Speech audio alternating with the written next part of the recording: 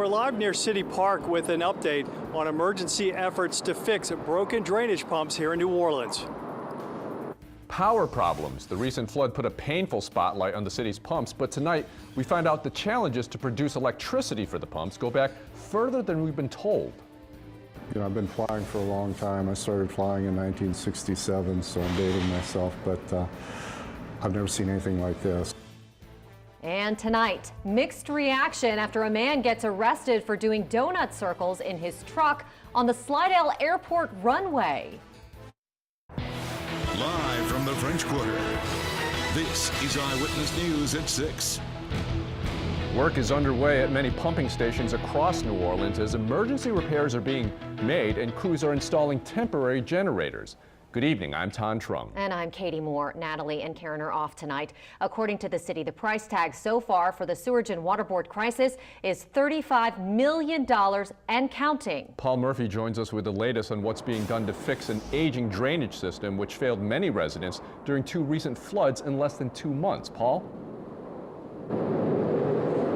Ton, Katie, Mayor Mitch Landrieu told us that there are 2 priorities at this point: power and pumps. To that end, 26 temporary generators arrived in New Orleans and are now being installed at the Sewerage and Water Board's 2 main power plants and at some pumping stations across the city's drainage system.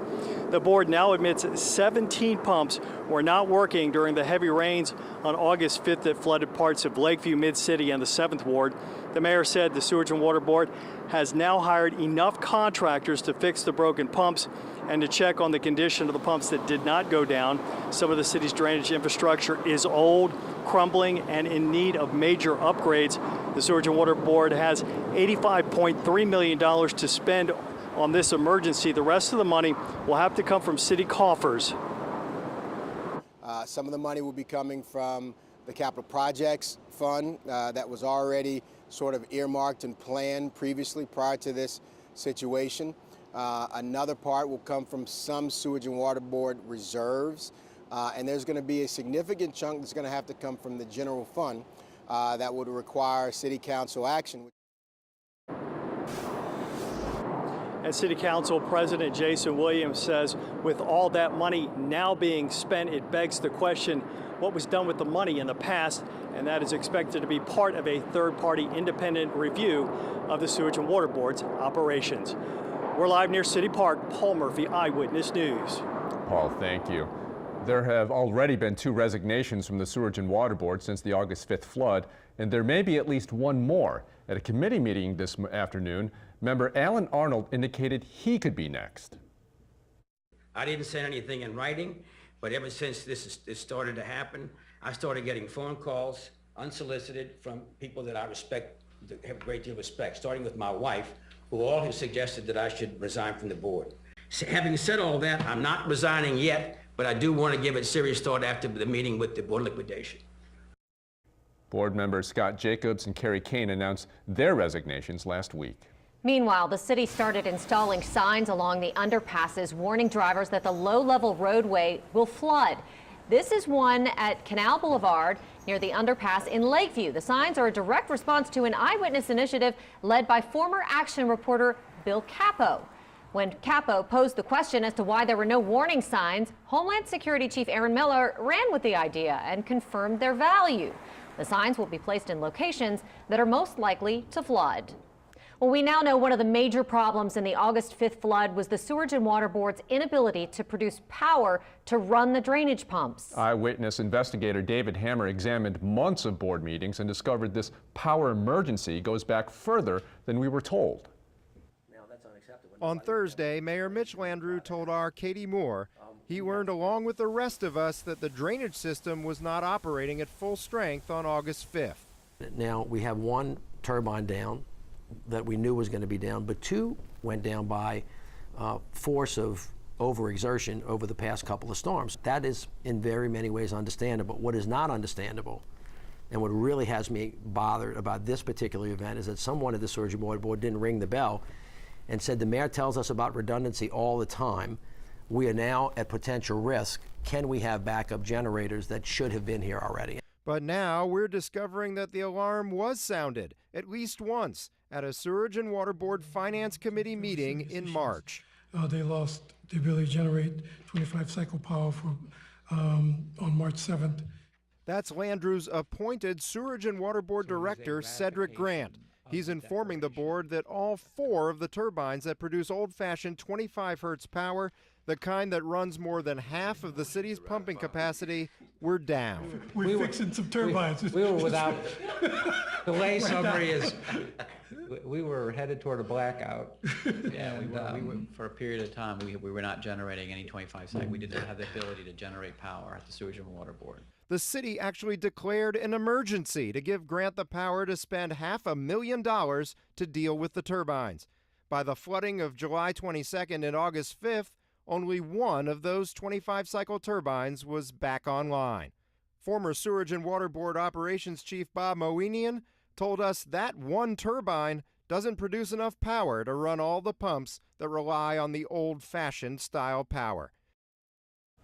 Now, keep in mind, Cedric Grant is a deputy mayor who Mayor Landrieu directly appointed to run Sewerage and Water Board. But Grant also has the authority to issue contracts of up to $1 million without any approval. So, Ton and Katie, we asked the city this morning whether the mayor was informed about the March failure, and we've not received any response. That's going to be key to figuring out this whole thing and putting it all together. In the timeline of when they knew and how, exactly. Exactly. All right, David, thank you. Turning to weather now, the rain has cleared up in New Orleans, at least for the moment, but other areas are still seeing scattered showers. Meteorologist Alexandra Cranford joins us from the Pinpoint Forecast Center with what's going on out there. Alexandra? Hey, Ton. Yeah, we are looking at kind of a mix of clouds and sunshine for different locations. Right now, our metro area cameras doing okay, not showing too much rain for New Orleans at the moment. And our temperature is at 83 degrees in New Orleans. It's actually up a little bit from last hour when it was at 81. And we do have a little bit of action going on around Belle Chase, over the lake. Some light showers kind of wrapping up over in Mississippi. Some light rain, too, and off the coast of St. Bernard and Plaquemines. We have a few showers kind of finishing up as well. Again, we're kind of watching this one near Belle Chase and Violet, and then farther north of Lake Pontchartrain. Some of this has kind of shifted a little farther to the north. The heaviest rain around Tylertown, Mississippi. Our rain amounts today were not that bad. Most of our locations up to about a ½ inch or so for the New Orleans metro area. As I'll be back in just a few minutes with my full forecast. I'll go into detail with what to expect the rest of the week, and of course have a check on the tropics, which is getting a bit active. Thank you, Alexandra. A Covington man arrested last month for taking inappropriate pictures of 2 young girls, then allegedly raping one of them for 2 years, has been indicted in the case. Jackson Richard Miller has been officially charged with indecent behavior with a juvenile under 13 and 1 count of first-degree rape of a victim under 13. The St. Tammany grand jury also added a new charge of obstruction of justice and pornography involving juveniles. Miller is accused of committing the crimes while out on bond for almost 8 years, awaiting trial on child pornography charges. Dozens of charges from that case were also brought forward in today's grand jury indictment. A man arrested over the weekend for driving onto an airport runway and spinning donuts in his truck is out of jail tonight. While the story has stirred some laughs, the flying community says it was a serious breach of security. North Shore Bureau Chief Ashley Rodriguez live at the Slidell Airport tonight to explain how all of that is being addressed. Good evening, Ashley. Hi there, Katie. Airport officials are reviewing access protocols after this incident, but the main message is that airports are not playgrounds and serious consequences face anyone who attempts to treat them that way. 11:30 a.m. Saturday, a surveillance camera at the Slidell Municipal Airport captured a truck turning onto the taxiway. Seconds later, another camera caught the same truck speeding down the runway. From the air, photography pilot Pat Quigley says the scene was nothing like he's seen in his 50 years of flying. You're coming in, you need a clear runway, and to have some yahoo doing donuts is just totally unsafe. Police say 49-year-old John Robertson of Mississippi said he was, quote, just being stupid when he dug circular-shaped ruts into the grass alongside the runway by spinning his truck around. He was arrested for reckless operation. Airport officials believe Robertson accessed the runway by driving through the part of the property designated for the skydiving businesses, which is open to anyone from 6 a.m. to 6 p.m. every day. After hours, a code is required to get onto the property. The big problem is the businesses that are open during the day. And we have to give them access. We have to give FedEx and UPS and the mail people. I mean, they have to be able to get in here anyhow. And as long as that business is back there, which, you know, we're happy to have them here, it just is what it is. While the potential to close all gates and require access through a call box is now being considered, both officials and frequent flyers say the first step is for everyone to respect airports, no matter the size, as serious business. And anybody that decides to, you know, go on and do stupid things on airports certainly deserves to be held accountable. Now, officials here say they do know of incidents similar to this in the past that have happened in overnight hours, but no damage or danger came from them. And the FAA is being informed about this incident in regard to potential federal violations being put against Mr. Robertson. Live in Slidell, Ashley Rondry, Eyewitness News.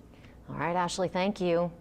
Still ahead on Eyewitness News, St. Charles Parish is the latest parish to see cases of West Nile virus this year. And with kids back in class, school zones are also back in effect tonight, while law enforcement and school officials are counting on traffic cameras to keep drivers in check.